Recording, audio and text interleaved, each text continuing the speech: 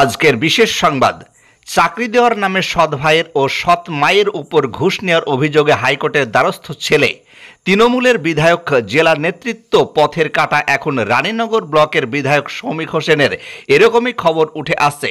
মুর্শিদাবাদের গোয়াশের কাদিউল বাপ্পা সরকার নামের এক অভিযোগকারী প্রেসমিটের মাধ্যমে জানান তার সৎ ভাই ও সৎ মা আইসিডিএস চাকরি দেওয়ার নামে স্ট্যাম্পের উপর লিখিত করে 5,20,000 টাকা বছর দেড়েক আগে তার সৎ ভাই সুমন সরকার ও সৎ মা জেলেখা খাতুন দুজন মিলে টাকা নেই তার স্ত্রীকে আইসিডিএস চাকরি করিয়ে দেব বলে, এবং তার একটা এগ্রিমেন্ট কপিও সে দেখায়।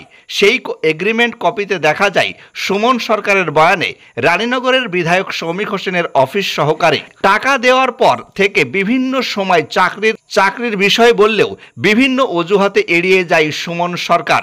ইতিমধ্যেই মাস তিনেক আগে তার বাবার চিকিৎসা করাতে একসঙ্গে সকলে মিলে ব্যাঙ্গালোরে যায় এবং ব্যাঙ্গালোর থেকে আসার পর তার বাবা মারা যায়। বাবা মারা যাবার পর বিষয়টা নিয়ে আরও জলঘোলা হয়। একদিকে চাকরি, অন্যদিকে টাকা ফেরত পাবার কোনো আশ্বাস না পেয়ে মুর্শিদাবাদ তৃণমূলের জেলা নেতৃত্বের দ্বারস্থ হলে তারা জানান শৌমিক হোসেন সহ সকলের বিরুদ্ধে হাইকোর্টে কেস করতে। তার পাশে তৃণমূল জেলা নেতৃত্ব থাকবে। কথা মতো কেস করার পর আমি ধীরে ধীরে সব বুঝতে পারি যে আমাকে ভুল বুঝিয়েছে তৃণমূল জেলা নেতৃত্ব শৌমিক হোসেনের বিরুদ্ধে হাইকোর্টে কেস করিয়ে। শৌমিক হোসেন আসলে একজন খুব ভালো মানুষ, উনি এইসব কাজ পছন্দ করেন না সাফ জানিয়ে দিলেন বাপ্পা সরকার। তাই আজকে আপনাদের মাধ্যমে বিধায়ক সাহেবের কাছে আমি ক্ষমা প্রার্থী এবং পুলিশ প্রশাসনের কাছেও ক্ষমা প্রার্থী। পুলিশ প্রশাসন আমাকে যথেষ্ট হেল্প করেছে। টাকা তার সৎ ভাই এবং সৎ মা সম্পূর্ণ চিট করে আমার কাছ থেকে নিয়েছে বলে তোপ দাগলেন। টাকা যেন আমি ফেরত পাই তার একটা বন্দোবস্ত হলে আমি সকলের কাছে কৃতজ্ঞ থাকব। অতঃপর অন্যদিকে অভিযোগকারীর সৎ ভাই সুমন সরকার বলেন, আমার সৎ ভাই কাবিউল বাপ্পা একজন এলাকার পরিচিত চিটার। সে সৌদি আরব পাঠানোর নাম করে অনেকের কাছ থেকে টাকা তোলে, এটা ওর স্বভাব, আমাদের নয়। মূলত আমার বাবা মারা যাবার পূর্বে আমাদেরকে কিছু জমি বাবা রেজিস্ট্রি করে দেই, একইভাবে তাকেও কিছু জমি রেজিস্ট্রি করে দেই। আমাদেরকে যে সমস্ত জমি রেজিস্ট্রি করে দিয়েছে তার মধ্যে থেকে জমি সে দাবি করে আমরা দিতে চাইছি না বলে নানা রকমভাবে আমাদেরকে হেনস্থা করার জন্য এই সমস্ত করে বেড়াচ্ছে, এবং সকলকে যে চুক্তিপত্র দেখাচ্ছে সেটাও জাল। আমি তৃণমূল কংগ্রেসের একজন সমর্থক, বিধায়কের বিভিন্ন প্রোগ্রামে যাই এবং কখনো সুযোগ হলে বিধায়কের সঙ্গে ছবি তুলি। তাই বলে আমি বিধায়কের কোনো অফিস সহকারী নয় বা তার কাছে কোনো কাজ করি না। একইভাবে তার জেলেখা খাতুন জানান সম্পূর্ণ বিবাদ জমি নিয়ে। জমি বিবাদের কারণে এই সূত্রপাত। চাকরি দেওয়ার ব্যাপারে আমাদের সঙ্গে কোনো চুক্তিপত্র হয়নি। আমাদের কাছ থেকে জমি নেওয়ার জন্যই এই সমস্ত করে বেড়াচ্ছে সৎপুত্র। বলছে লেখাপড়া করে নাকি 5,20,000 টাকা নিয়েছেন চাকরি দেওয়ার জন্য, অথচ চাকরি দেননি। টাকা ফেরত চাইতে গেলে হুমকি দিয়েছেন, পানে মারার হুমকি, বন্দুক দেখিয়েছেন, এরকম অভিযোগ করছেন। ও যেটা বলতে চাইছে কপি করে নাম করে আমি এগ্রিমেন্ট করেছি, এটা আপনি যেটা বললেন ওটাও পুরোপুরি জালি করেছে। সেটা আমি থানায় লিখিত ডায়েরিও করেছি এবং কেসও হয়েছে ওর নামে। আর ছবি যেটা এগ্রিমেন্টের যে ছবিটাও করেছে ওইটা ছবিটা এডিট করে বসিয়েছে। এমনকি ও ব্যাঙ্গালোরে ছবিটা তুলেছিল, ওই ছবিটা পুরো কাটিং করে ওখানে এগ্রিমেন্টে লাগানো হয়েছে। আর যে আধার কার্ডটা ওনার আধার কার্ডের নিচে যে সইটা করা আছে ওই আধার কার্ডটা ওকে দেওয়া হয়েছিল। বাবা যখন, উনি আমার সৎ ভাই, বাবাকে যখন ব্যাঙ্গালোর নিয়ে গিয়েছিলাম তখন ও প্লেনে আসার সময় প্লেনে টিকিট করতে ওই পিবিসি আধার কার্ডটা আমি ওকে দিই, যে ওই আধার কার্ড থেকে ও জেরক্সটা বের করেছে। আমার কাছে সমস্ত নথি আপনাদের দেখাচ্ছি আমি। ও আধার কার্ডের নিজে সইটা শুধু জাল করেছে এটুকু।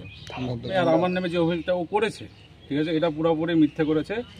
আর বিধায়কের নামে যে পেপারটাও করেছিল ওটা টোটালি মিথ্যে করেছে ও। কারণ বিধায়কের সঙ্গে এলাকা আমাদের বিধায়ক হলে এখানকার এমএলএর সঙ্গে যদি কোনো ব্যক্তি ছবি তোলে তাহলে সেই ব্যক্তির ছবি তুলে কি কোনো ব্যক্তি তাকালে, আর ও তো একটা চিটার। ও তো লোকের প্রায় লক্ষ লক্ষ টাকা চিট করেছে। ওই চিটারের কাছে প্রায় লোকে সৌদি যাবে পাঠানোর নাম করে, ভিসার নাম করে লোকের কাছে লাখ লাখ টাকা আত্মসাৎ করেছে। আর ওই চিটারের কাছ থেকে আমরা চাকরি দেওয়ার নাম করে আপনি একটা আমার নামে এরকম ধরনের রিপোর্ট এলাকায় আমি পারিবারিক দ্বন্দ্ব চলে নাকি? এটা আমার ফ্যামিলি দ্বন্দ্ব। এটা কিন্তু উনি তো বলছেন পারিবারিক নয়। এটা পারিবারিক। ওটা আমার সৎ ভাই। বাবা যখন মারা যায়, দিকে 3 মাস পার হয়ে গেল, 3 মাস হয়ে গেল। 3 মাসের পরে কিন্তু এই ঘটনা হচ্ছে। বাবা 3 মাসে পরে না, বাবা যখন মারা যায়, বাবা মারা যায় 4 দিন পরে ওই সব জিনিসগুলো শুরু করেছে।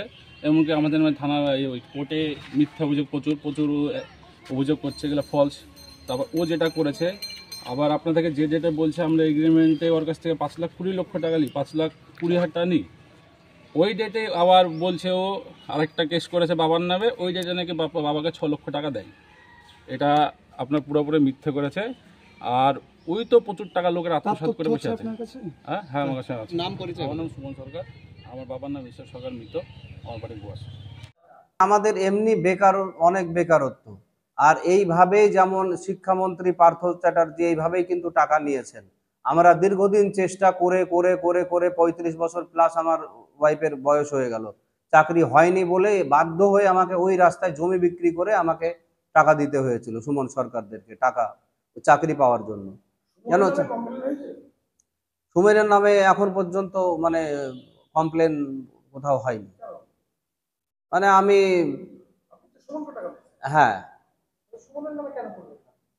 সুমনের নামে কমপ্লেন হাইকোর্টে করেছি।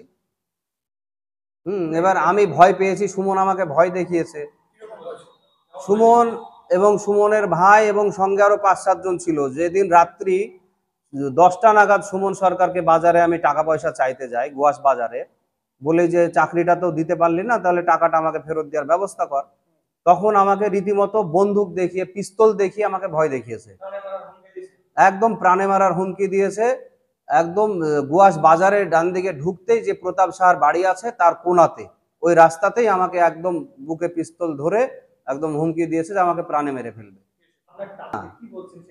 আমি টাকাটা যেন ফেরত পাই, আমি আপনাদের কাছে আবেদন করছি এবং প্রশাসনের কাছেও আবেদন করছি, বা আমি এমএলএ সাহেবকেও রিকোয়েস্ট করে বলবো যেন আমার এই টাকাটা আমি ফেরত পাই।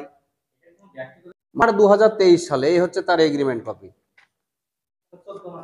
হ্যাঁ, 3/8/2023 সালে। আমার নাম কাদিউল বাপ্পা সরকার। আমি গোয়াস নবাবগঞ্জের বর্তমান বাসিন্দা, রানীনগর 1 ব্লকে বসবাস করছি।